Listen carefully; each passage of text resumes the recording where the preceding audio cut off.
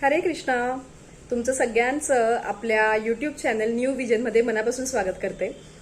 आजची कथा प्रार्थनेमध्ये किती ताकद असते याबद्दल. एक राजा असतो आणि तो त्याचं राज्यकारभार भगवंतांचं दर्शन घेतल्यानंतर रोज चालू करत असतो. नेहमीप्रमाणे तो मंदिरामध्ये जातो, भगवंतांचं मनापासून दर्शन घेतो आणि येताना तो मंदिरातल्या पायरीवर स्थिरावतो. त्याला ती शांतता, तो भाव हा खूप आवडत असतो. होतं काय, राजाच्या डाव्या बाजूला आणि उजव्या बाजूला दोन भिकारी येऊन बसतात, एक डावीकडे आणि एक उजवीकडे.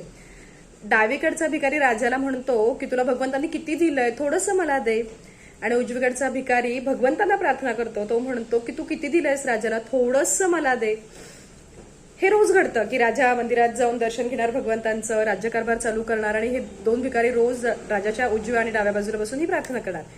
एक दिवस राजा त्यांच्या प्रधानमंत्रीशी हे सगळं बोलत असतात आणि म्हणतात की मला असं वाटतं त्या भिकाऱ्यांसाठी आपण काहीतरी केलं पाहिजे. तेव्हा प्रधानमंत्री म्हणतात, जो तुम्हाला प्रार्थना करतोय त्याच्यासाठी तुम्ही नक्कीच काहीतरी केलं पाहिजे, कारण भगवंतांना जो प्रार्थना करतो त्याची प्रार्थना तर तशीही पूर्ण होणारच आहे. राजा म्हणतात ठीक आहे. आणि राजा म्हणतात येत्या पौर्णिमेला त्या भिकाऱ्याला एका कोठरीमध्ये खूप छान अशी स्वादिष्ट खीर नेऊन द्या आणि त्याला सांगा की राजाने तुझ्यासाठी ही खीर पाठवली आहे. आणि त्या कटोरीच्या तळाशी सुवर्ण मुद्रा टाका, जेणेकरून त्याचं आयुष्य हे चांगल्या मार्गी लागेल.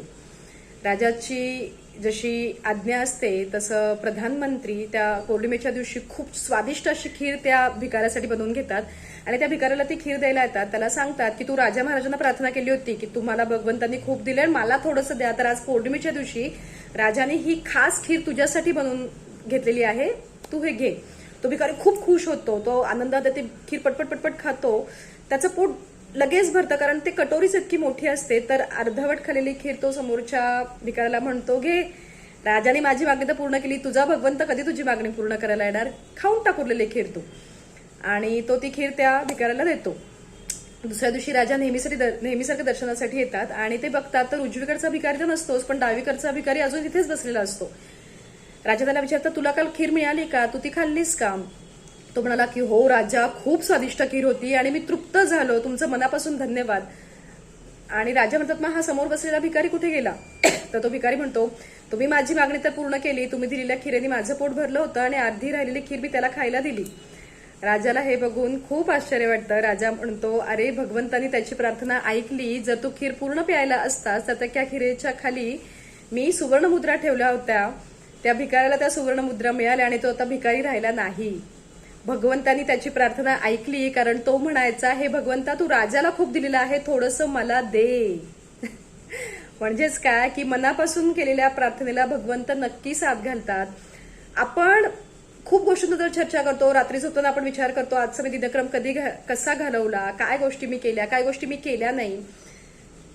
रात्री झोपताना स्वतःला सगळ्यात पहिल्यांदा हा प्रश्न विचारावा की ज्याचा मी अंश आहे, ज्याच्यामुळे माझं अस्तित्व आहे, त्याच्याबरोबर मी आज वेळ घालवला का?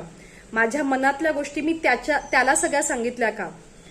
जसं आपलं असतं ना, आपल्या मित्रमैत्रिणींबरोबर कॉफी प्यायला जाणं, त्यांच्याबरोबर वेळ घालवणं, तसं एक कॉफी, एक तो क्षण आपल्या भगवंतांबरोबर ठरलेला असावा की ही माझी वेळ माझ्या भगवंतांबरोबर आहे आणि त्याच्यात एक कुणीही कितीही व्यत्यय आणणार असावं, पण ती त्याच्याबरोबर ठरलेली माझी वेळ, कारण शेवटी मी त्याचा अंश आहे. आणि तुम्ही मनापासून त्याला प्रार्थना करा, त्याला साथ घाला, तो नक्की येतो. खूपदा असं होतं ना की अरे मी ही गोष्ट मनापासून मागत होते आणि माहित नाही, म्हणजे मी यांना ओळखतही नाही आणि त्यांनी येऊन ती माझी मागणी पूर्ण केली.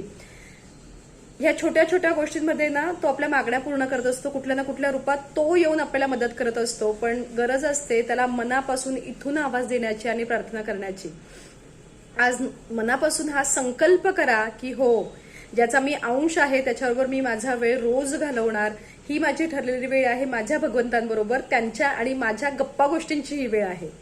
प्रार्थनेमध्ये खूप ताकद आहे, ती नक्की करून बघा आणि आयुष्यात येणारे छान छान मिरॅकल्स एन्जॉय करा. न्यू विजनच्या माध्यमातून मी हे वेगवेगळे विषय तुमच्यापर्यंत आणण्याचा प्रयत्न करते. तुम्हाला जर आवडत असेल तर आपल्या चॅनलला नक्की सबस्क्राईब करा, तुमच्या मित्रपरिवाराबरोबर, तुमच्या कुटुंबाबरोबर शेअर करा. हरे कृष्णा. तुमचा आजचा दिवस कृष्णमय जाऊ देत. हरी बोल.